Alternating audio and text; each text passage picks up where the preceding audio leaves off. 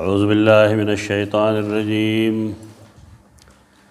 بسم اللہ الرحمن الرحیم ومن اظلم ممن منع مساجد اللہ ان یذکر فیہا اسمہ وسعی فی خرابها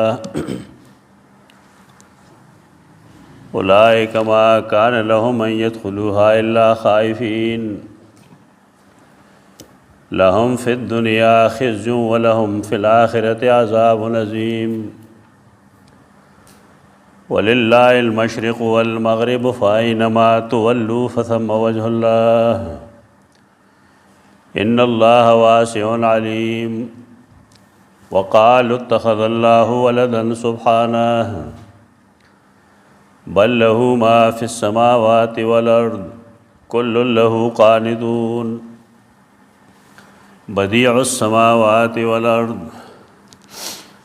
وَإِذَا قَضَى أَمْرًا فَإِنَّمَا يَقُولُ لَهُ كُن فَيَكُونُ پنځم زجر ویل شو من ازلم ممن منع مساجد اللہ. ایک یا دو مختصر بحثونه پاتیو.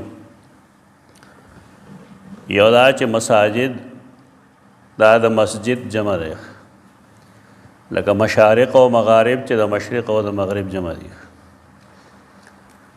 مسجد هغه ځای ته وایي چې هلته لمونځ کیدی شي.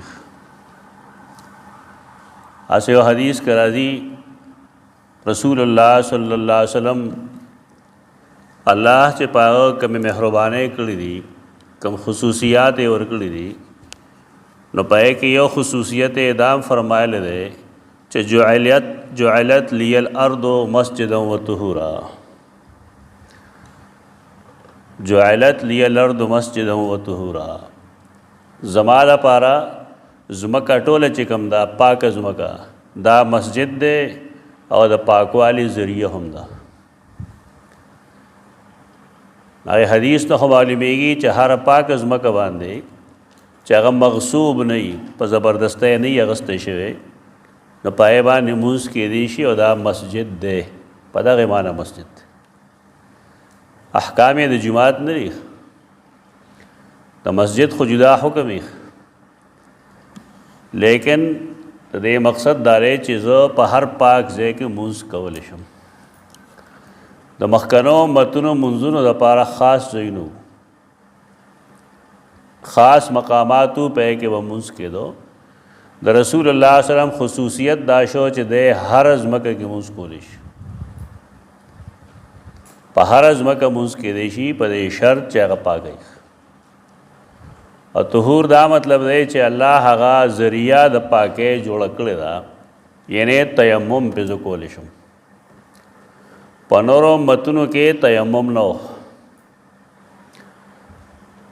الله رب العزت د امت باندې دا اسانتیاګانې راوستي چې که اوبه نه وي بالفرض یا اوبه شته لیکن انسان معذور دی، نو دی تیمم وکړي. نو حدیث کې خو د مسجد ذکر شته دی، خو دا دلته چې قرآن کې مونږ کوم وایو نو دا جدا مسجد دی. مساجد د دې مختلف مساجد دي چې قرآن د هغې ذکر کړی، نو چې هغه انسان ته معلومي چې قرآن د کومو کومو مساجدو ذکر کړی. اول دی آیت کریمه کې ہویا بیت المقدس مراد دی، دا اکثر رائے دا ده. دلته مساجد الله نه مراد جماعتونه د الله یعنی بیت المقدس. دویم دا راځي په معنا د سجود، یعنی مسجد مصدر بمانے سجود مصدر، جمع بمانے مصدر. لیکن سورۃ الاعراف 29 آیت کے راضی وَأَقِيمُوا وُجُوهَكُمْ عِنْدَ كُلِّ مَسْجِدٍ. ما ته دا حکم راکړی دی الله چې قائم ساته تاسو خپل مخونه عند كل مسجد عند كل سجود.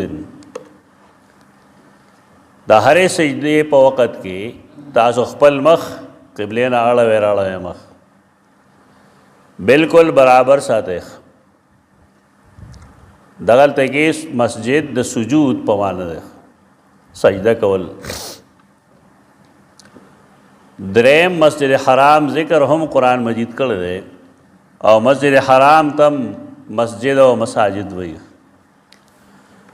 سورۃ التوبہ 19 آیت کې ما کان للمشرکین ان یعمروا مساجد الله. مشرکان د دې اهل نه دي چې هغوی د الله جماعتونه جوړوي. دا سوال اصل کې چې کله رسول الله صلی الله علیه وسلم توحید پیش کو او په هغې اعتراض وکړی شو چې مشرانو خو داسې نه کول. رسول الله صلی الله علیه وسلم د هغې بیان وکړو چې نیک عمل بالا هغې قبلیږي چې بنیاد یې په ایمان باندې. چې توحید نه وي بیا دا څیزونه کار نه کوي. و دا هغې بل سوال دی بیا چې موږ خو جماعتونه هم جوړوو که نه نیکۍ هم کوو. نو قرآن د هغې جواب وکړه چې نه، ما کان للمشرکین یعمروا مساجد الله. ارستو بیا وی انما یعمر مساجد الله من آمن بالله والیوم الاخر. یعنی د جماعت جوړولو اهل مؤمنان دي، په الله ایمانی او پر ورځ رستنی باندې ایمانی. د مشرکین ایمان الله باندې ټوس نو، هغوی الله منو، الله یې منو لیکن ټوس ایمان نو. شرک یې کو د هغه سره د هغه په خاص افعالو کې، و دا ایمان نه وي. منل الله رب العزت خالق ګڼل په دې کې د هغوی څه شک نه و. البته د هغوی شک یا د هغوی شرک هغه د ځمکې په چلولو کې دی چې ته مونږ الوهیت وایو. الوهیت کې د هغوی مسله ده، ربوبیت کې د الله په رب کېدو کې د هغوی څه اعتراض نشته. نو قرآن د دې تنقید کوي چې نه، یو عمل له هغې قبلیږي چې د هغې بنیاد په توحید باندې. هوښیار سړی هغوی چې هغه اول توحید زده کړي، عقیده زده کړي. هوښیار عالم او پیر هم دا وي چې هغه اول عقیده وښیي خلقو ته. ځکه که دی وروسته لږ عمل کوي او که ډېر کوي د هغې بنیاد په عقیده باندې دی.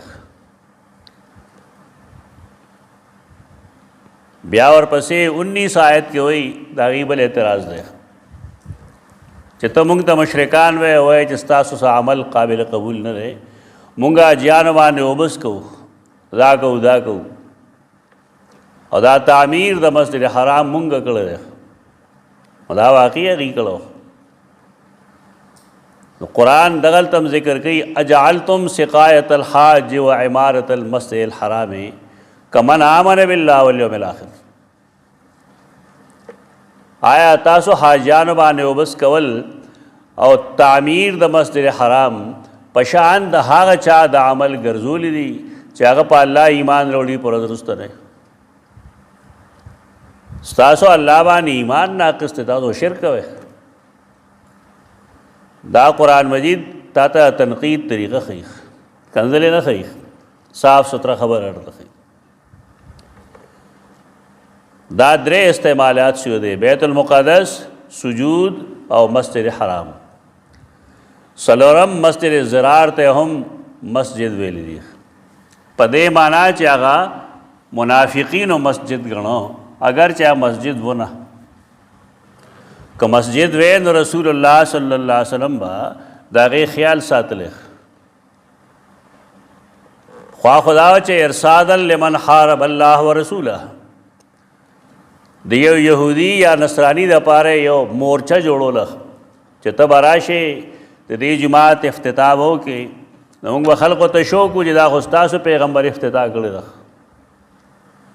و چې ته لاړ شې نه بیا به مونږ دا چلو، زموږ د چم جماعت دی. نو یو شیطان یې ساتلو چې دی او پکې دلته کې د جماعت چې کوم کردار دی د خلقو په جون کې ادا بل څیز نشته. د دې وجې نه د کومو خلقو چې په جماعتونو کې څه برخه نه وي، صرف آفیسز کې لګیا وي، دفترونو کې لګیا وي، هغه ډېر محدود شي. هغه جماعتونه لوی لوی جماعتونه دي پاکستان کې، ښه منظم جماعتونه دي. دا موږ پوهېږو، خلک خو پوهېږي نه. غټو غټو خلکو پورې نښتي تحریک چې کامیابی نو جرړې عوامو کې پیدا کړه. عوام تا ته آفس ته نه درځي پرام کې نه، عوام جماعتونو کې وجرو کې هم مګر دا بیٹکونو کې هم علم بېزتي مه کوه. جماعت ته ځه، جماعت کې خپل مقام او مرتبه پیدا کړه چې ستا نه عوام غیر چاپېر شي. د هغې ښکاره مثال تبلیغي جماعت دی. هغې سره څه دي لاس کې؟ خرچه خپله کوي که د بل خوري؟ خپله خرچه کوي، یو ځای ده بل ځای ده بل ځای ده، نه څه امیر شته دی نه څه سیکرټري شته دی نه څه چنده شته، هېڅ نشته. لیکن کم فکر چې کوم دی هغه څنګه عام کوي. اختلاف ځان له څیز دی. مونږ مثال دا ښیو چې دغې خلقو جرړې په عوامو کې دي. امیان به یې کار به کوي بازار کې، یو خاص ټایم د چا راشي یو کس به پاسي او خلک راجمع کړي خپل کار شروع کړي. دا ټول شروع کېږي د مسجد نه. د مسجد د انسان د معاشرې په بګاړ کې او د معاشرې په سمولو کې بنیادي کردار دی. دا سپک نه دي ګڼل پکار. خلک وایي پلان کې سره خو جماعت کې امام دی که نه، تا ته څه پته دی خو ټل خوځوي ځان سره، ایله چې خپه وخوځوي دی که نو شاته بلا مخلوقي ورسره. خو د هغې په دې نکته باندې کار کوو چې موږ به جماعت جوړ کړو ارصادا لمن حارب الله ورسوله. نو بیا مسلمانان خو به هغې ته جماعت وایي. موږ به خپل کامیاب کې خپل مشن کې کامیاب شو. رسول الله صلی الله علیه وسلم خو عالم الغیب نه دی. هغه فرمایل زه تبوک لزم واپس چې راشم بیا به وکړم. نو لار کې خبر کړی چې نه لا تقم فیه ابدا. رستو راځي لمسجد اسس علی التقوی من اول یوم. دی جماعت کې به نه ودرېږي. و د 107 آیت کې قرآن والذین اتخذوا مسجدا ضرارا، دا نوم نه دی د جماعت، خو ضرار دا معنا چې دا د نقصان ورکولو دپاره جوړ کړی شوی، مسلمانانو له نقصان ورکوي. د ښکاره مثال هغه جماعتونه دي کوم چې نن پښتانه یو بل ته مقابله کې جوړوي. نو که یو جماعت په دې مقصد جوړ شوي چې زه د مسلمانانو دا جمګټه کموم، نو دا مسجد ضرار دی. بیا پنځم مسجد قبا ته وایي، او د هغې یاد چونکې تفسیر کې اختلاف دی نو مسجد د مدینې منورې ته به هم وایي چې لمسجد اسس علی التقوی من اول یوم.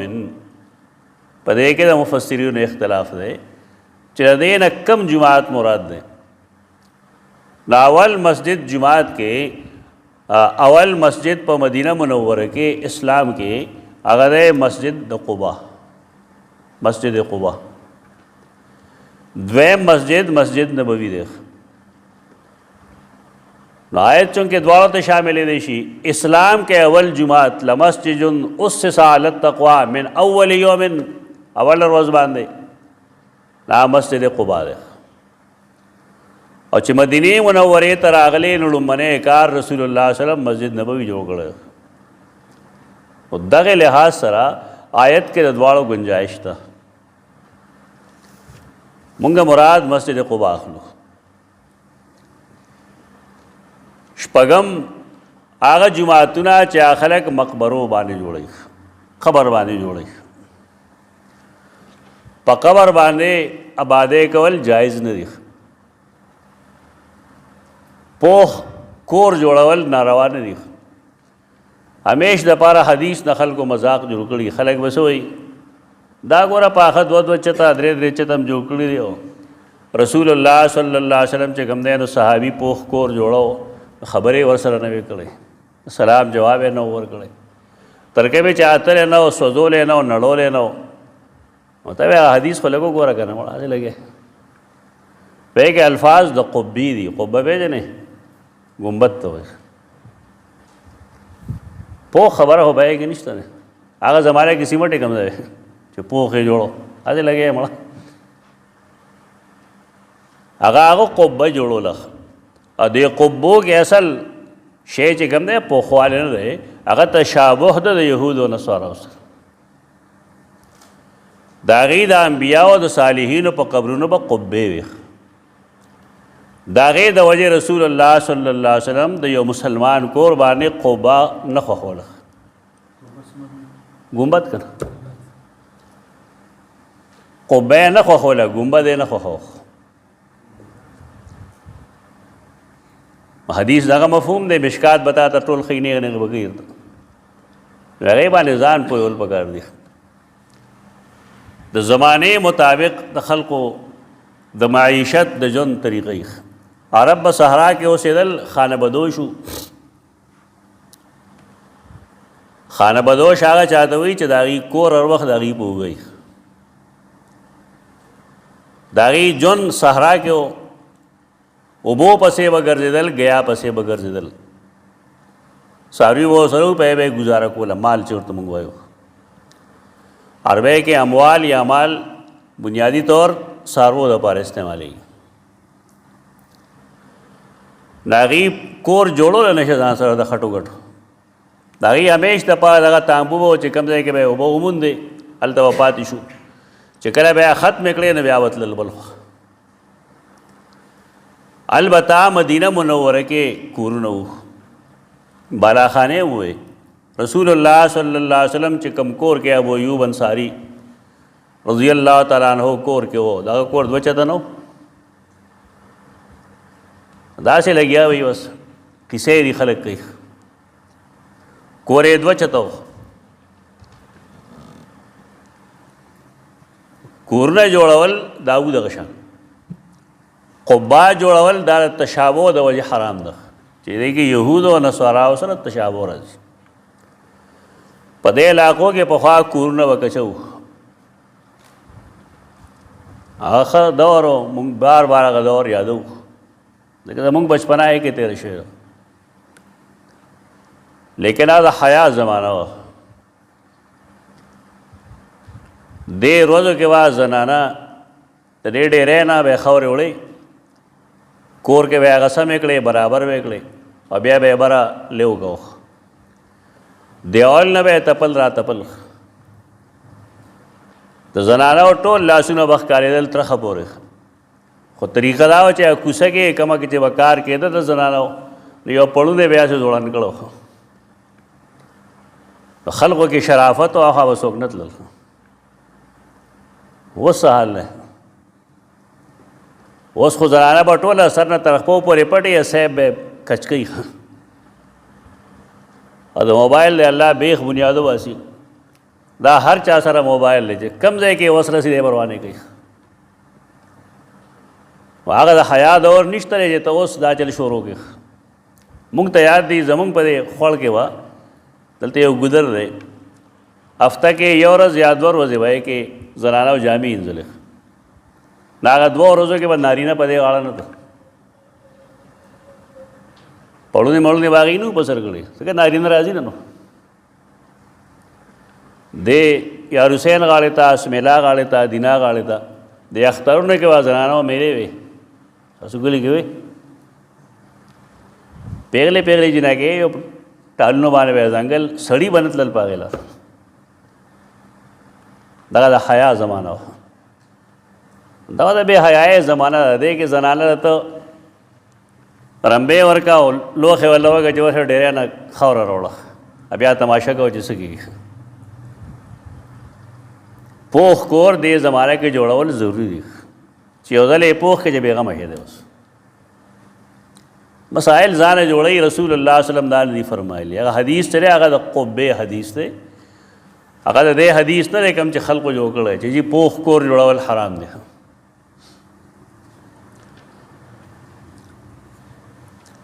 جماعتونو باندې شپږم دا دی چې جماعتونو باندې کوم قبې جوړېږي نو دا ناروا دي په قبرونو باندې چې کوم جماعتونه جوړېږي قبې جوړېږي دا ناروا دي سورة الکهف کې قال الذین غلبوا علی امرهم وویل هغه کسانو چې هغې په خپل کار باندې غالب وو یعنې عمرا وو لنتخذن علیهم مسجدا موږ به خامخا په دې جومات جوړو یا دا مطلب ہے چې د پاسه په عبادت کو، یا دا مطلب دی چې خوا کې به کو. خلق دے آیت کریمہ نے استدلال کئی، بصائر وغیرہ کہ ہم دین استدلال کری. دارنګه جال حق و زحق الباطل یو کتاب دے مقیاس حنفیت هغه ټولو کې د آیت نه استدلال کړی دی چې قرآن دې طرف ته اشاره کړی ده. یہ تو آیا صحیح بخاری کی حدیث راضی اور امام بخاری تقریباً 8 مقامات ہے لکل رہے رمبنی ذریعے لکلے 436 نمبر باندھے. لعنت اللہ علی الیہود والنصارى اتخذوا قبور انبیائهم مساجدا. دا اللہ لعنت تے پا یہود و پا نصاراو اغی دخپلو پیغمبرانو قبرنا مساجد جوڑ کری، حالتا سجدے گئی، حالتا جماعت جوڑ کر. بعض احادیثوں کے لعن اللہ ہو دے، لعنت اللہ پہ دے، لعن اللہ الیہود والنصارى اتخذوا قبور انبیائهم پسے دے وصالحیہم، اتخذوا قبور انبیائهم وصالحیہم مساجد. دا اسلام کے داشے دا قبر دا کچ نہ سوا احترام دا یہودیت و نصرانیت نہ راغل. مسلمانان بدا قبر عزت کئی پدا سے طریقہ چ خواہ کے لڑشی نا السلام علیکم یا اہل القبور بوئی قبر بانے وقفہ نک دی قبر توا ڈڈ نوئی پا قبر وکینی نا احترام دے. اگر چاہ پا درد مرد نہ پوئی وینیم نا تر اخر کو ذاتی خبری اچھے لڑشی نے دعا بکی چی یا اللہ یغفر اللہ لنا ولکم، یا اللہ دیم و بخے منگم و بخے. دک اسلام کے قبر دے ادار آگے حق دے، نور سے طریقہ اسلام کی نشتہ دے. وم ٹول جماعتنو تا قرآن مجید مساجد ہوئی، ہر یو جماعت چی یا مسجد دے. لیکن سورۃ الحج 40 آیت کرا دی ولولا دفع اللہ الناس بعضهم ببعض، اللہ کے دا بعض خلق و فساد پا بعضو نہ دفع کو لے. نخبر زمانے کے سوامے بیاء و صلوات دا دا یہود و نصارا عبادت خانی دی دا ختم شوئے. و مساجد او جماعتنا کہ مسلمانان تا جہاد حکم نہ جماعتنا بندن ختم شوئے. کہ مخالقو چاہتے روس تاریخ لستل ہے، روس کمیونسٹ ملک دے اور پائے کہ 80 سال پورے تقریباً 50 یا 80 سال پورے کمیونزم ہو، لیکن اگر دمرا ناقص نظام دے چاہے ختم شو. لدار انسان پر نفسیات نہ پوئی خلق لوے سڑی اور رائے بپیش کی لیکن آکے عقل نہیں. تاسو وګورئ هغه سکولونه یا هغه کالجونه یا هغه هسپتالونه چې هغه د چا خپل ذاتي دي د هغې حال ته وګورئ، بیا د سرکاري ځایونو حال ته وګورئ د کم حال بګې ښیي پرایویټ دا ولې هغه ذاتي ملکیت دا انسان کمزوري ده. دی غلطي ده چې سرکاري ده دی پردی وي اخو زمونږ په ټیکسونو جوړ شه هغه هم زمونږ ده، لیکن چونکې د هغې نظم و نسق هغه د حکومت په لاس کې نو هغه حکومت زمونږ ای نه نو. د دې وجې نه د سکولونو کالجونو لیبررو داسې چې حال تاسو وګورئ ډېر ناګفتبه حال ده.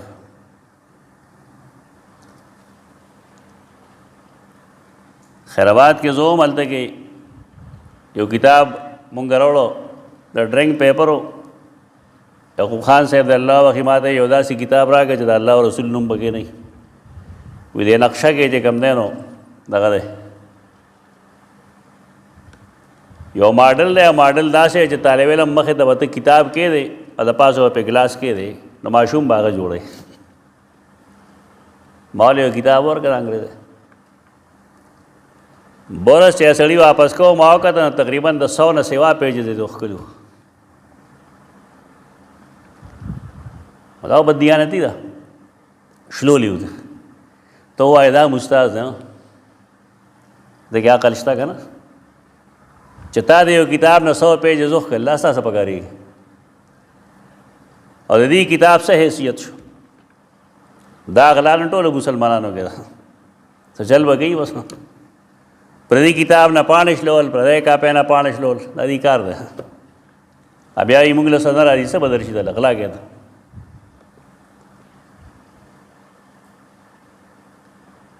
بیا زما ذمہ داری و چونکې نوا ریپورټ په هغې ولیکه چې دا کتاب ستا په وینا په موږ ورکړو او دې کې 100 صفحې نشته اوس چې تلاشي د هغې ځای واغسته نه پاڼې هلته وې هغه ویل چې دا کتاب چونکې ډېر قیمتي و نو ځکه ته دا ما وښکله دا بانه وه ناخو پخواني افسران هم خو الله یعقوب خان سے وبخي آرډر بک باندې هغه ته ولیکل چې دې کتاب وخت کی قیمت دومره اصول لای چې د تګنه قیمت جمع کړي د لایبرری اصول لای چې ستانه د لایبرری قیمت کتاب روک شو او چې څومره قیمت دا غیر تګنه قیمت وسه اصول دي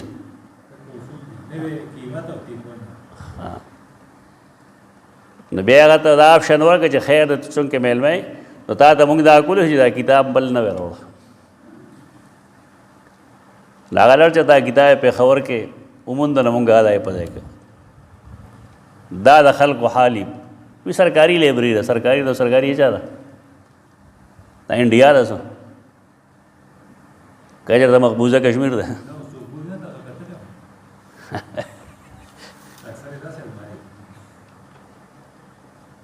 دا زمونږ حالت ته یعنی انسان چې کوم دی د ضمیر مړ دی دی په دې نه پوهېږي چې دا پردی څیز دی ولې غلط استعمال کړو نو دا کمیونیزم فلسفه د هغې خو بنیاد دغه دی چې د انسان ذاتي ملکیت نه وي دی چې څه کوي دا به ګورمنټ دپاره کوي نو که ده څه وکړل نو دله په خوراک میلو شي او ته به څکاک میلو شي او که څه یې ونه کړل نو خوراک څکاک نشته هېڅ نشته نو څو خدای والی دي چې ځان مړ کړي د حکومت دپاره دا فلسفه غلطه وه دا اړو نه چلېده یعنی یو 100 کاله هم دا نه چلېدلی یو صدي هم نه چلېدلی دومره بدترین فضول نظریه یو طرف ته هغې دومره روانې وکړو بل طرف ته مسلمانانو باندې ظلم عظیم وکړو چې کوم ځای جوماتونو نه هغې ټول بند کړو یو جماعت چې کوم دی هغه د هغې نه خالي نه و بلکل درندې لګولې وې هغه هم پرېږده چې که چا سره به د قرآن مجید یو پاره میلو شوه نو د هغې سړي به خیر نه و دا خو علمای هغې د الله دین خپل ځان سره لګولي امي سړی د دین څه حفاظت کولی شي علما ته سپک مه ګورئ هر څومره کمی و پکې لیکن کم سے کم د دین مسله کې وه علماو ته محتاجي خلک یو ریپورټ هغه زمانه کې ما کوت پخوانی خبره نو په یې کې دا لیکلي وو چې مونږ یو سړی ولید هغه سره دا پروهیبیټډ بکس چې کوم دي دا 30 دي نو پروهیبیټډ بکس 30 نه وو دا قرآن مجید 30 پارې دا داسې بېوقوف خلک وو یو کتاب شته موږ سره اوس هم شته دی بعضې ریپورټس کې په یې کې دا دي چې یو ځای ته مونږ لړو بعضې تبلیغي حضرات مسلمانانو له مونږ تلي وو هغې مسلمانانو مونږ تپوس وکړه چې مسجد دلته شته نو هغې ویل چې جومات نوم وانخلی جومات نوم که دې واغسته نو مونږ یو نه ورته یې بیا چونکې بانډه وه نو هغې بس مونږ ته معلوم شو چې کله مونږ الله اکبر الله اکبر وی پای کې کړ خلک حیران شو یاله خو د کلي څوک رانل زموږ پسې دا شوکولې د بار خلقو ته چې که د بار نه څوک وروسته راځي نو راتلی شي خو چې ته ورته د کلي سړی نه پرېږدی نو د بار د راتلو څه فایده شو دا وګورئ تاسو د کمیونیزم حالت دغې کمیونستانو بیا دا هم کړو چې قرآن باندې پابندي وه دې خیال نه و چې بس قرآن به زمونږ د علاقو نه ختم شي علماو څه کړو د هغې آبادۍ زمیندوز مدارس هغې جوړ کړو په هغې زمیندوز مدارسو کې به یې قرآن و حدیث خور ریپورټ کې دا و چې کله موږ ډېر مایوسه شو مسلمانانو ته هم ګیله وکړه هغه ویل چې یو کس راشی بس چې پوهېږي په خبره نو یو کس مونږ ډېر لرې بوتلو هغه مدرسې ته ننواسلو نو هغه بالکل داسې مدرسه لکه پاکستان کې شي خو قرآن لستی شي ښه حدیث لستی شي نو که بالفرض دا څیزونه نه وی دا د جهاد خبره نه وی یا دا څیزونه نه وی نو دا خو معامله ډېره خرابه شوې ولولا دفع الله الناس بعضهم ببعض لهدمت صوامع وبیع وصلوات مساجد جماعتونه خلق بربادی دریم اتم دا اعضاء سجود تویخ اعضاء سجود آغا اندامونه چې باندې مونږ سجده کوو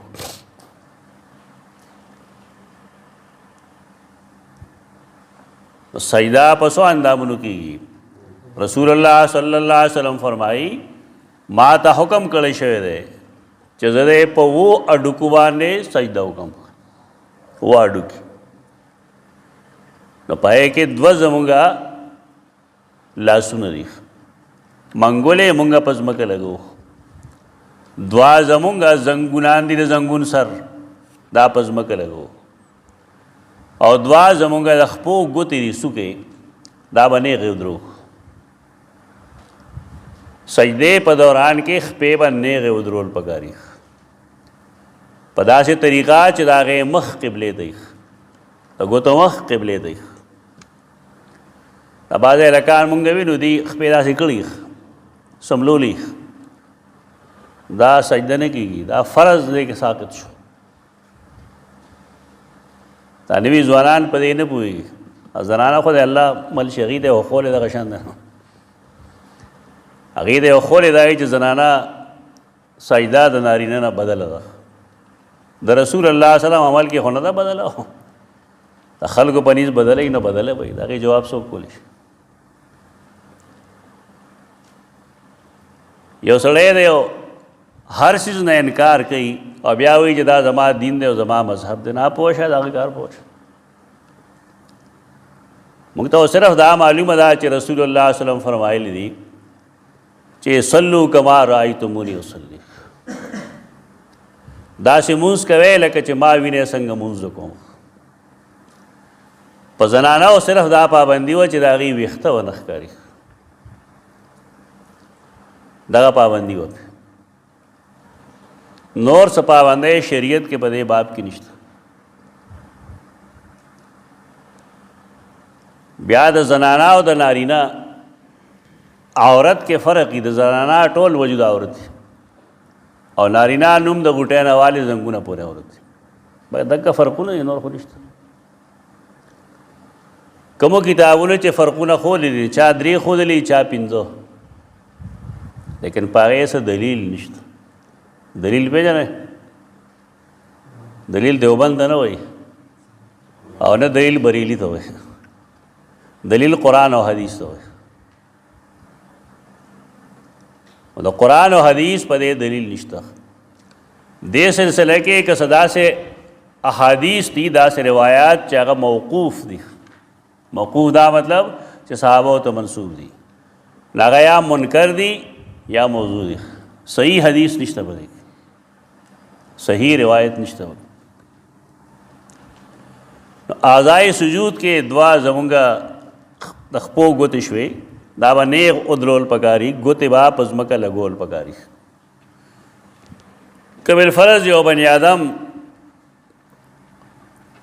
قدمونه په ځمکه باندې کښېني دي ټوله سجده کې دا پورته وي بالفرض دا بعضې ځوانان کوي داسې دا سجده نه ده شوې چې سجده ونه شي نو دا فرض فوت شوي دي لمونځ نه ده شوی لمونځ کې نخرې نه دي کول پکار و دا خو شپږ شو دوه او دوه شپږ نو تندی چې کوم دی نو دا تندی او پوزه یو ځای ګڼلی کېږي د هغې وجه دا ده چې د دې تعلق چې کوم دی د تندي هډوکي سره دی پوز هم د هغه ځای نه بار ده نو دا خو ښکاري دوه لیکن دا یو اندام ګڼلی شي دې کې به لږ فرق کول پکار دي که یو سړي پوزه بره کړې ده یا یو زنانه او تندی یې په ځمکه دی نو مونځ کېږي خو که تندې پورته کړی ته شپو ځای لګولې نو بیا مونځ نه کوي. دې ته قتل پکار دی، دې ته اعضاء السجود وایي.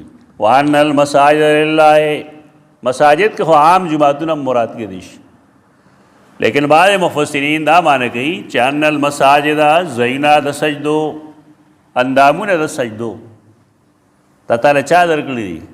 لله، د الله دی، الله پیدا کړي دي. فلا تدعوا مع الله احدا، تدعو تعبدو، نو تاسو عبادت مکوئ دا الله سره د یو کن هم، دا مکوئ چې بل جادم سجدے کې. تر اوسه به خلکو انکار کوګه څوک چا د سجدې نه کوي، جی کوي که نه کوي؟ په میډیا تاسو نه لګي چرته ژوندي او مړه بس داسې سجده کوي لکه څنګه چې الله رب العزت ته سجده کوي. دې ته مساجد وایي. حدیث کتابونو کې او د فقه کتابونو کې دا راځي چې کله یو سړی مړ شي غلام بولی شي یا یو زنانه غلام بولی شي، نو د هغې مساجد باندې کافور ومږی. د خلک وایي چې مساجد څه ته وایي؟ دا اندامونه کم چې مونږ وویل د خپو تلو باندې والا کافور ومږه. کافور و کاپر و ګولې نه یادوي، کم کیمیکلز چې دي دا نه یادوي، دا خراب شی دی. دا کافور جدا چیز دی، دا جوړېږي، حکیمان یې پېژني د بیوان. دا لګول پکار دی، کستوری لګول پکار دی، خوشبو. بیا باز خلق وایي چې زنانو له دې کستوري نشي لګولی، خوشبو دې نشي لګولی. صحیح هم دغه ده، ځکه چې زنانه د کور نه بهر وځي نو دا به خوشبو نه استعمالوي. خو چې کله کفن کې دا نو هم د خوشبو هغې له ونه کړی شي. البته که دا یې څیزونه وي چې هغه بدبو ختموي، لکه کافور سره بدبو ختموي. خو دا مساجدو باندې لګول پکار دي. ګلې ختمي ورته وایي، دا نه پېژني زموږ خلک، دی ګل ته ګلې ختمي وایي. ګل خټې ته وایي، ختمي خټه. دا زاړه څیزونه دي، زړو کتابونو کې هم دقه لیکلي. اعضاء سجود دې ته قرآن مجید مساجد وایي. دا دومره ترتیب سره چې مونږ وویل نو دا وجوه القرآن کې لیکلي حیریخ 378 صفحه کې. الوجوه والنظائر کې هم دامغانی لیکلي دي صفحه 433 باندې. نور د آیت وضاحت شوی دی، البته سعی کې مسله شته دی. او څوک لوی ظالم دی، څوک لوی کافر دی، یا نشته لوی ظالم نشته لوی کافر. دا هغه چانه چې منې کوي بندهي د الله د جماعتونو نه، دا خبره چې یاد دی کړی شي په دې کې توحید د هغه اسمه معنی مونږ کړی شیخ زاده لیکلی چې توحیده وسعا فی خرابها. سعا سعی نوته دی. سعی څه ته وایي؟ المشی السریع، په تلوار تلل. لفظي طور المشی السریع، په تلوار تللو ته څه وایي؟ سعی. یو منډه ده نو منډې ته عدون وایي، عین دال واو. المشی السریع چې کوم دی دا د عدون نه کمی. دا بحث ضروری دی. چې کوم بحثونه کوم نه هغه بحث برای بحث نه یې کې علمي نقطې ښیم په ځان پوهول پکار دی. تو سورۃ الجمعہ آیت کریمه ده چې اذا نودي للصلاة من یوم الجمعة فاسعوا، هلته سعی ویل ده. او حدیث کې راځي رسول الله صلی الله علیه وسلم فرمایي جمعات ته چې راځئ نو تاسو به څه کوئ؟ تاسو به لا تسعون. دا د قرآن او حدیث میں کې تضارب راځي، اختلاف. په دې ځان پوهول پکار دی. داسې تزیید وخت نه کوو موږ، پوهه ورکول غواړو چې په دې څیزونو باندې خلک پوه شي. د عدو نه چې کمه کمزورې تلل وي تیز، هغې ته څه وایي؟ سعی. دویم دا دی چې د یو معاملې دپاره ته کوشش کوې، تګ و دو چې ورته مونږ وایو، جد و جهد ورته وایو، د هغې ته هم سعی وایي. د یو څیز دپاره که هغه ښه او که بدي، که خب شعر ہے او که بد شعر ہے خو چې د هغې لپاره ته منډې وهې کوشش کوې تګ و دو کوې تم سعی وایي نو څوک چې کوشش کوي نه ته به څه وایي سعی سی الف عین غونډه سعی صحافی خرابها لاندې حافظ ابن کثیر لکھی لیس المراد بعمارتها زخرفتها و اقامت صورتها فقط کله چې مونږ وایو د جماعت خیال وساته او دې تعمیر وکړه څه مطلب دی چې دا صرف رنگ ورله ورکا یا داته ملون کا د سرو سپینې جوړ کا ننا انما عمارتها بذکر الله تعالی و اقامت شریفها دا الله د جماعت باندې پدې کېږي چې دا الله یاد پکېږي قرآن پکې وي حدیث پکې وي دین پکې خیر دین پکې زده کوي ذکر اذکار پکې کوي دارنګې د شریعت احکام و نفاذ و پدې کې کوي او بل چې ورفعها عن الدنس و شرک جماعتونه و پورته ساتي د ګندونو نه پوزو پکې نه سونه بعضې خلق نه پوهېږي بعضې نه بلکې اکثر نه پوهېږي چې دا جومات کې ټټۍ جوړولو څه ضرورت دی تاسو پکې دا جوړ کړی ته پوهېږې نه په خبره نه تا ته پته هم نشته مسجد هغه احاطه ده کوم چې غیر چاپېر یو دیوال دی لیکن د دې مسجد ضرورتونه دي په دې کې داسې ضرورت هم پیښېږي چې یو سړی جومات کې پاتې کېږي بالفرض یا د بهر مسافر دی نو د هغه د لامبلو ځای پکار دی که نه دی پکار هغه ته ضرورت هم پېښېدی شي یعنې فرض غسل هم په هغه راتلی شي نو دی به چېرته ځي نیر ته به ځي که خوړ ته به ځي دا غلط سوال دی د هغې وجه دا ده چې دا څیزونه ټول لاندې جوړولی شي دا لاندې ځي د دې مثال لای دا خو په دې مثال چې پوه شئ تاسو پای حدیث هم پوه شئ چې ترک د مونځ کفر دی یې دپاره موږ استادان دا مثال راکوي حدیث کې راځي چې د مسلمان او د کافر په منځ کې فرق څه شی دی مونځ کول او نه کول نو څه مطلب چې یو سړی مونځ نه کوي دی کافر دی نو په دې به ځان پوهول غواړي یو بني آدم چې زموږ د دغې ګیټ نه رادن نه شي نو تاسو وایئ چې جومات ته راغی که جومات نه ووت جومات ته راغی دا مسجد دی دا عرف دی بس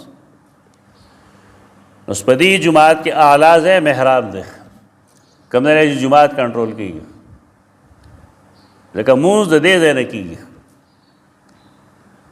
د رستنو خلقو د مونځ دارومدار د امام په مونځ باندې دی په دې وجه اشرف مقام چې کوم دی په مسجد کې محراب دی بیا د دې کمره ده بیا برنډه ده بیا د صحن دی صحن ناخوا بس فل سټاپ خبره ختمه شو د هغه خوا ځایونه مسجد حد کې خو داخل دي لیکن په هغې د مسجد احکام نه نافظ کېږي هغه جدا ځایونه دي په دې وجه پایې کې که غسل خانه جوړه شي باتروم جوړ شي کې شرعاً څه قباحت نشته په دې خلک نه پوهېږي دغه حال د کفر هم دی کفر هم د کشانتی یو څیز دی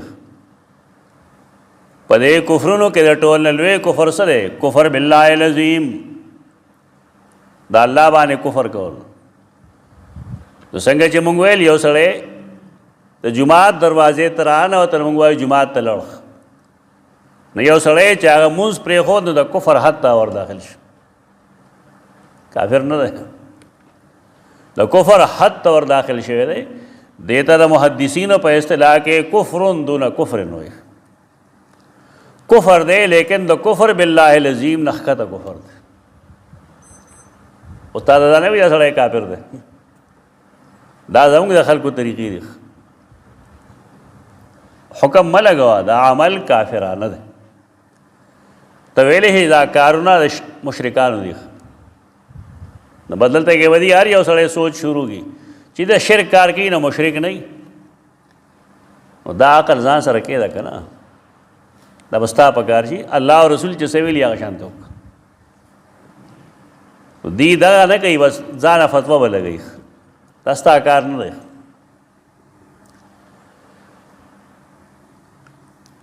جماعت دې کې به دنس نه پیدا کوو یعنی کم چې د مونځ ځای نه دی په کې به ګندونه نه خورو. رسول الله صلی الله علیه وسلم د مسجد قبله طرف ته ګندګي ولیدله د پوزې چا سون کړی وه ډېر بدې په هغې وګڼل پاسې د په خپله کېړی وانه هغه پاک ویري جو جماعتونه کې پرزې مرزې غورځول یا دا څیزونه غورځول دا بې د بې دي. خوراک سکاک چې سړی جماعت کې کوي نو جماعت د ادب خیال له ساتي. فرش ګنده کول پوړ ګنده کول چې دا ونشي د نس خیرنتیا به نه پیدا کېږي جماعت کې. نو دا دی اصل کې که یو سړی دا چل شروع کړي دی جماعت خرابوي. دغې نه به هم بچ کې او د شرک نه به هم بچ کې. اوس د دې استعمالات وګوره. اول مفهوم د دې دی جد و جهد او کوشش، یعنی کوشش کولو ته څه وایي؟ سعی. دا کوم آیت کریمه چې موږ وایو چې ومن اظلم ممن منع مساجد الله یذکر فیها اسمه وسعى فی خرابها. د جماعت د خرابولو کوشش چې کوي، د جماعت خرابول دا خیر دی او که شر دی؟ دا شر دی، لیکن دې ته هم سعی وایي، کوشش دی. په دې معنی باندې ګڼ ځایونه دي. مثلا سورت بنی اسرائیل 19 آیت کې وګوره ومن اراد الاخرة وسعى لها سعيها وهو مؤمن فاولئک کان سعیهم مشکورا.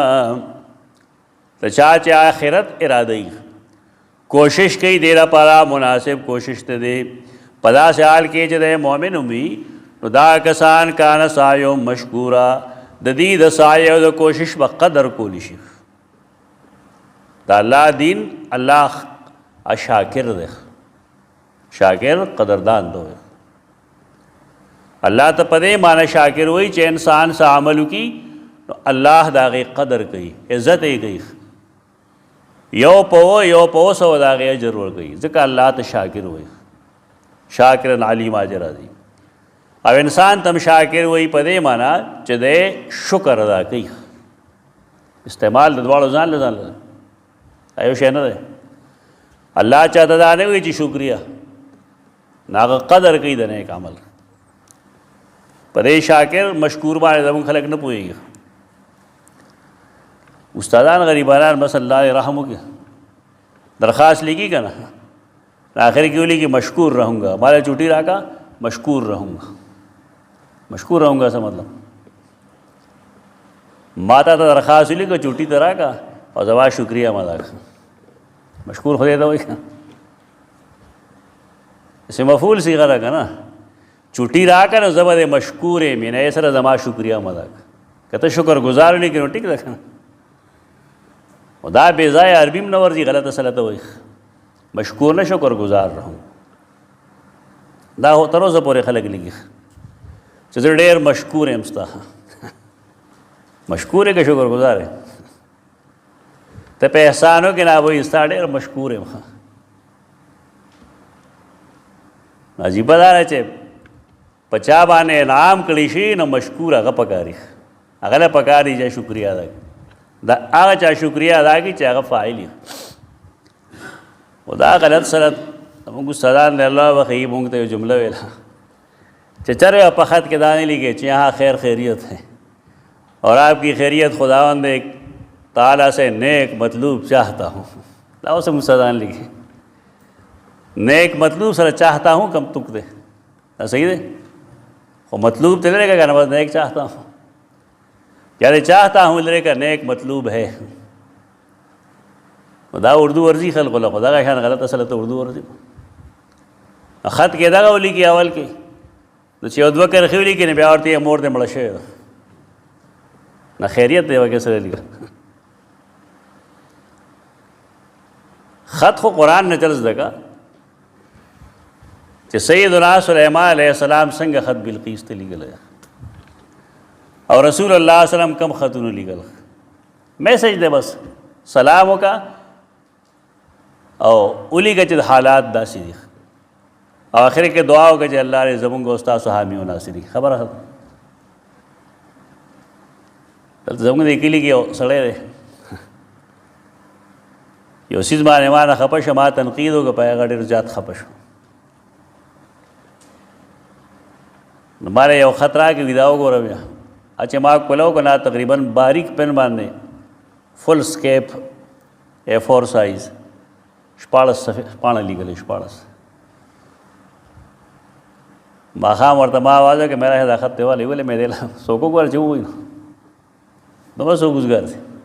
14 پاڼې تا خط لیکلی، دا به څوک ګوري؟ سمویلی کا چاپې کارولی بیا موږ وګورو. خط کې مختصر جملې لیکل پکار دي. مشکور مه لیکئ، شکر گزار لیکئ. بیا دې څیزونو کې مهم الفاظ مه لیکئ، دې چې لیکي نه بنده بنده بنده، ته چا بنده یې؟ چا ته چې درخواست لیکي د هغه بنده یې؟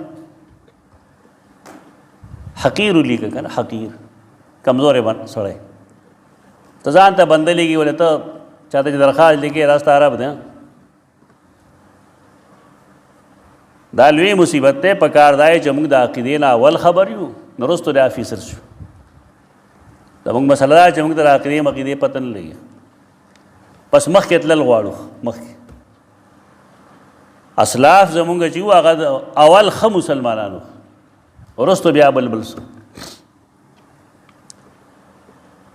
دا مشکور چې موږ دلته وایو من اراد الاخره وسعى لها سعيها وهو مؤمن فاولئك كان سعيهم مشکورا. د کوشش به قدر کېدی شي، د کوشش به قدر کېدی شي. الله چې د چا قدر کوي نو هغه نور څه قدر غواړي. دا شان سورة الحج کې هم دی 51 آیت کې والذین سعوا فی آیاتنا معاجزین اولئک اصحاب الجحیم سعوا فی آیاتنا. سعوا کوشش. سورة عبس 8 آیت کې راځي واما من جاءک یسعى. یو سړی چې تا ته راغی په داسې حال کې چې کوشش کوي، کوشش کوونکی دی، ولې ایمان یې قبول کړی دی او تا ته راغی په سترګو معذور هم دی که. سورة اللیل کې راځي 4 آیت کې ان سعیکم لشتی. یقیناً ستاسو کوشش خامخا د یو بل نه جدا دی. دا دومره استعمال د دی یو څیز باندې شو، جد و جهد، کوشش. دویم دا د منډې په معنی استعمالیږي، عدو. لکه سورة البقره 260 آیت کې ابراهیم علیہ السلام الله نه غوښتلی وه چې یو معجزه راته وښیه چې زه ووینم چې مړي څنګه ژوندي کېږي. مکالمه د الله هغه سره کړې ده. بیا آخر کې ورته ویل 4 مارغان والا عادت یې کا، بیا حلال کا. خوا کې نږدې غرونو باندې کېنا ثم ادعهن یاتینک سعیا ثم ادعهن. بیا دیرو بلا آواز ورته وکړه راځي به تا ته سعیا په منډې منډې. دلته سعی معنا سره دوړ په منډه به راشي. دریم د دې معنی راځي چلنا پرنخ، عام ګرځېدل دې ته هم سعی وایي. لکه سورة الصافات 102 آیت کې فلما بلغ معه السعی قال یا بنی انی اری فی المنام انی اذبحک فانظر ماذا تری. کله چې ابراهیم سره اسماعیل ورسېده السعی، د ګرځېدو زمانې ته، د تلو راتلو قابل شه د ګرځېدو، نو ابراهیم ورته ویلې بچوړیا یقیناً زه په خوب کې وینم انی اذبحک چې زه تا حلالوم فانظر ماذا تری. ستا څه خیال دی ته مو ووایه که. دارنګې سورہ طه کې 6 آیت کې راځي فاذا هی حیة تسعى. کونټه غرزوله ناڅاپه هغه مارو منډې وهلې. سورة القصص 6 کې راځي وجاء رجل من اقصى المدینة یسعى. همدغه شان په سورة یاسین کې راځي وجاء من اقصى المدینة رجل یسعى. 6 آیت کې 4 استعمال د دې دی تلوار کول. تلوار کول، یو تلوار یو منډی. فسعوا الی ذکر الله، دا مطلب نه چې منډه ووهئ. د منډې نه خو تاسو حدیث کې منې کړي. رسول الله صلی الله علیه وسلم فرمایي چې مونځ کېږي نو تاسو په منډه مه راځئ. جماعت ته چې راځئ په تلوار راتلی شئ، په منډه نه شئ راتلی. ولې دا د وقار او تمکنت خلاف خبره. منډې وهل دا د سمو خلکو کار نه دی. ورزش مرزش دی که نه داخل، ورزش ځان له څیز دی. عام حالاتو کې پتګ ارتل دا کمال هونه دی وقار او تمکنت کې راځي. او سیدنا عمر هغه یو ځوان لیدل و. دا ځوانان باندې د اوس زمانې ځوانان خو ډېر بیکار دي. الله دې په حال رحم وکړي. زړ شکل به یې نیولي اوس خوراک کاک به ټول نه ډېر کوي اس مردانګي به کې نشته اس شی به کې نشته. دغه شان دی و چېرته کې ښکته ښکته یې کتل او ډېر مکیز روان و. ورته یې ودرېږه لږ ورته یې بیمار یې چې نه جي ولې ډوډۍ یې نه ده خوړلې ما ته څنګه ځوان یې ورته یې چا ده کوي دا برابروم ده. ځوانان دی په منډه منډه ګرځي که دیني چاخ ګرځي.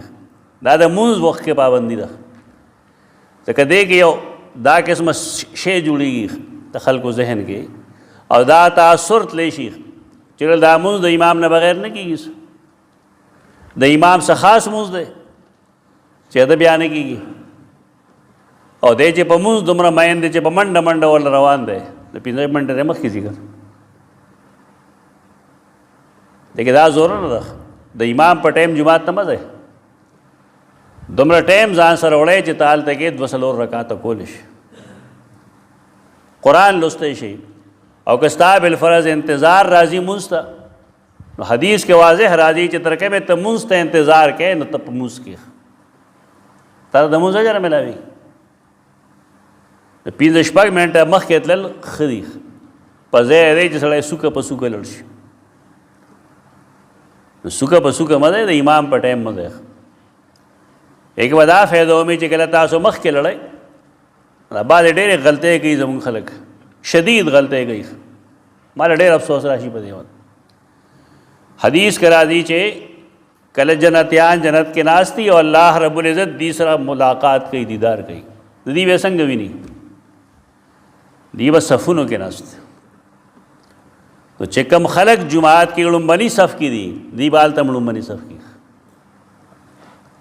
دا لیټ کمرز دا کم چې د امام د ودرېدو په وخت کې راځي دا خو خسرت دنیا والآخره یو ځان تباه کړه وختي راځه که نه بعضې ډېر وختي راغلي هغه ځای به ولاړ دي نور ته هلته څه کوې دلته ودرېږه دا ممتاز دی که دی همیشه لیټ راځي اوس خان دی هغه ځای کې دی چرې په لومبني صف کې مونځ ونه کړه بس چې راځي یاد دی که اتم که لسم صف کې ولاړ ځان له آخرت تباه کوی زموږ همدردي د خلقو سره چې لومبنو صفونو ته راشي او بیا عیب دا چې راغلی به وختي او شاته به ناستي. اصول خدای چې کم سړی وختي راغی نه دی لومبني صف کې کینی او بیا دین کې موږ ته دا معلومه ده چې صف د میز نه جوړېږي صف د میز نه جوړېږي دې نه هم خلک نه دي واقف را به شي نو څوک به کونه کې ناست دی څوک هغه کونه کې ناست او چې اقامت شروع دی به را جمع کېدل شروع شي هلکه دا وخت نه صف کې کېنه که نه پیسې هم پې لګي دا ټول سستی دي دا دیني آدابو نه بې خبره دي. دا کم خلک چې امام پسې نږدې دی دا ډېر قیمتي خلک ده پکار دی دلته کې ناست دي. کم خلک چې لومبنو صفونو کې دي د هغوی به جنت کې هم لومبنو صفونو کې د الله دیدار کوي. دا لیټ کمر څه مونږ کتلي دي که نه مونږ سره به چې سکولونو کې کم لیټ کمرز وي یا په شا د ډیسکونه به و که نه هغه اوس هم خره چلی ختم شي. فسٹ راتلل پکار دي جماعت خاص کر دینی کارونو کې مخکې راتلل پکار دي مخکې صف کې کېناستل پکار دي. او حدیث کې راځي که خلقو ته پته وی چې په لومبني صف کې څومره اجر دی دی په یو بل سره خسنه جوړه او کله راځي یو بل سره په جنگ کوله قتل به کوله چې نه زه مخکې راغلی یم زه به کېنم وایي زمونږ لپک نه وایو اذا نودی للصلاة کله چې آواز وکړی شي می یوم الجمعة د جمعې پر ورځ فاسعوا الی ذکر الله نو په تلوار ځای د الله د ذکر دپاره یعنی څه مطلب مخکې لړ شه مخکې لړ شه مخکې لړ شه چې ته خبرې وورې چې امام صاحب څه وایي، څه هدایات درکوي تاله، څه دین بیانوي تا ته، خطبه کې تا ته څه وایي. زمونږ خلکو باندې دا بوجي، زمونږ د جماعت ګاونډیان هر ځای کې دا چلي، یوازې زمونږ نه، د جماعت ګاونډیان دی هغه ټایم کې راځي جماعت ته چې کله امام استاد خطبه ختمه کوي وي صفونه نیخ کې صاحبان دا شاته هغه ځای کې ودرېږي. تا ته څه میلو شو؟ هېڅ نه شي میلو، یو فرض ادا وکړه بس، اجر خو نه شي میلو. اذان چې وکړی شي جمعې په ورځ لومبني وخت کې چې کوم خلک جماعت ته راشي، حدیث خو موږ ویلی دی بار بار، هغه له الله د اوښ د قربانۍ برابر اجر ورکوي. یو سړی چې دویم ټایم کې راشي نو هغه د غوا میخې برابر، دریم ټایم کې راشي نو د ګډې بیزې برابر، څلورم کې راشي نو د چرګ برابر، پنځم کې راشي هګۍ پورې راغی. نو تر دا یې خو ټیک د اجر دی، خو چې کله اذا خرج الامام وجلس علی المنبر، امام چې کله راووتو په منبر کې ناست نو اوس دغسې وایي اجر نشته، دا خلک خو ټول دی نه محروم شو. خبره خو قربانۍ لپاره خلک قرض راخلي خو قرباني کوي، او دا په میاشت کې تقریبا تا ته څلور یا پنځه جمعې ملاویږي، څلور پنځه قربانو اجر راته ملاویږي، دا ټول د هغې نه رستو رستو کېږي. دروغجن څیزونه به یې په مخه کړي، پای به عمل کوي او په صحیح حدیث به عمل نه کوي، او صحیح حدیث دی پیسې خو نه لګي، تا ته ټایم معلوم دی چې ستا امام څه وخت روزي، د هغه د راتلو نه مخکې مسجد ته ځان راورسوه، چې کله هغه راشي نو ملایک هلته کې ناست دي، هغې خپل صحایف چې کوم دی غونډ کړي او راځي بیا د امام خطبه اوري، هغې نوم موم نه لیکي.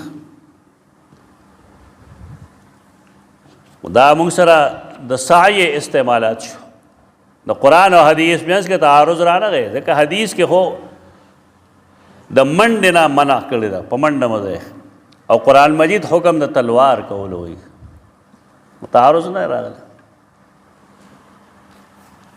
موږ به استاذ په دې طریقه پوهېږو چې سړی منډه وایي نو د ډز نه خو F-16 نه وي که نه، اول دی روانېږي که نه روانېږي، دی روانېږي یو ساعت بس چې دی منډه شروع کړي نو بیا له هغې ته منډه وایي، او چې شروع کېږي نو خلک خو دې ته منډه وایي، نو دغې ته سعی وایي، د سټارټ ته سعی وایي، او بیا پی کې خوا هر څومره کېدی شي.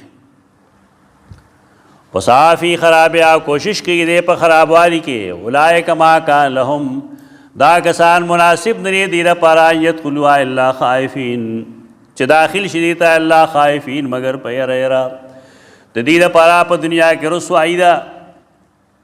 نو رسوایي چا چې مسلمانان منې کړو د بیت الحرام نه، نو د هغې رسوایي تاولی ده، څوک قتل شو او چا لپاره قانون راغی چې یا به اسلام قبلې یا به تختی، دا رسوایي ده.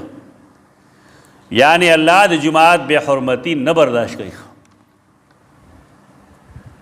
یهود او نصاراو کړی و دا چل، بیت المقدس سره یې کړی و، نو هغې د هلته نه هم بې دخله شو او د مدینې طیبې نه هم بې دخله شو. رسول الله صلی الله علیه وسلم خیبر ته وشړل که، او د خیبر نه بیا صحابه کرام وشړل، ولې حدیث کې راتلل چې په دې جزیرة العرب کې دوه دینه یې نشي یو ځای کېدی.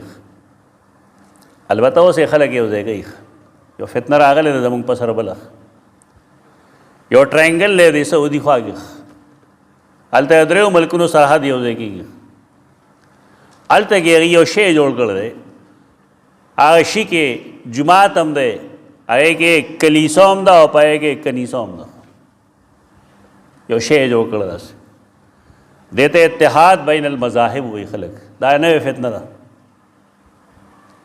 پاکستانی بعضې یونیورسټو کې ډېر نامي ګرامي خلک په دې کې ملوث دي، هغې ته دا تقریب د مذاهبو دی، ته وایې زمونږ مذهب نه دی، زمونږ دین دی. لنډه خبره دغه ده، اسلام مذهب نه دی، یهودیت مذهب دی، نصرانیت مذهب دی، لیکن اسلام دین دی. تقریب بین المذاہبوں کا تقریب بین الادیان نشي کولی. وجه د هغې دا چې د یهودیت بنیاد په عزیر ابن الله دی، د نصرانیت بنیاد دی په عیسی ابن الله دی، او د قرآن د اسلام بنیاد دی په قل هو الله احد. سوال نه پیدا کی.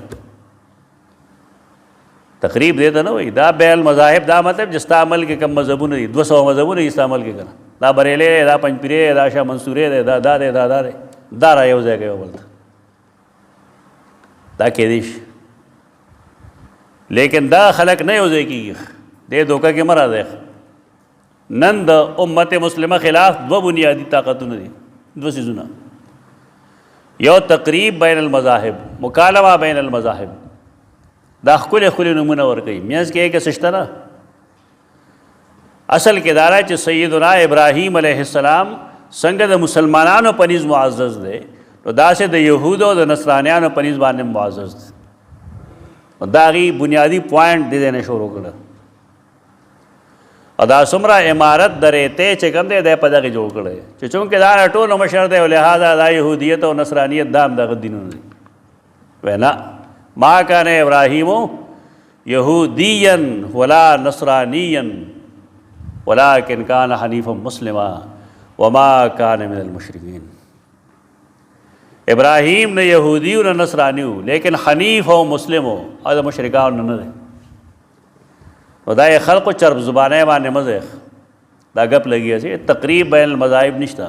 عیسائیت لخ خپل پاسه کولی د دې لپاره چې مسلمانان نورو مګلی شي. عیسایان چې کوم دی دا د یهودو په لاس کې دغه دوه ملتونه مسلمانانو ته یو ځای دي. کوم ځای چې کار کېږي دا به یهود کوي، لیکن یہودیان ډېر زیات مالدار دي. ایک 80% ډاکټرز دي، پی ایچ ډیز، هغوی مخې ته نه راځي.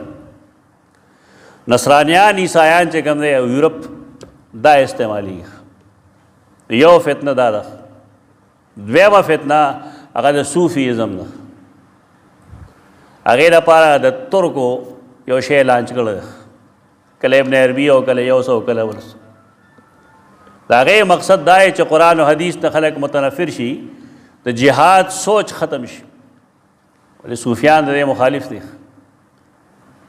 هغې وي د هر سړي خپل مذهب دی، خو دا څیزونه دا جایز نه دي. رسول الله صلی الله علیه وسلم فرمایلی اخرج الیهود والنصارى من جزیرة العرب، یهود او نصارا د جزیرة العرب نه وباسئ. دا د هغې دپاره لهم فی الدنیا خزي، د جماعت بې حرمتي به نه کوئ. د هر چا مسجد چی چا چې د کم جماعت بې عزتي وکړه دا آیت به هغه پورې انخلي. دا مه وایئ چې دا پلانکو جماعت د الله د الله په نوم هغه جوړي. زمونږ خلک د یو بل د جماعتونو بې عزتۍ کوي، او وجه د هغې دا چې یو بل ته کافر وایي. دې دپاره په دنیا کې ښه ژوند رسوایي ده، او دې دپاره په آخرت کې عذاب عظیم دی.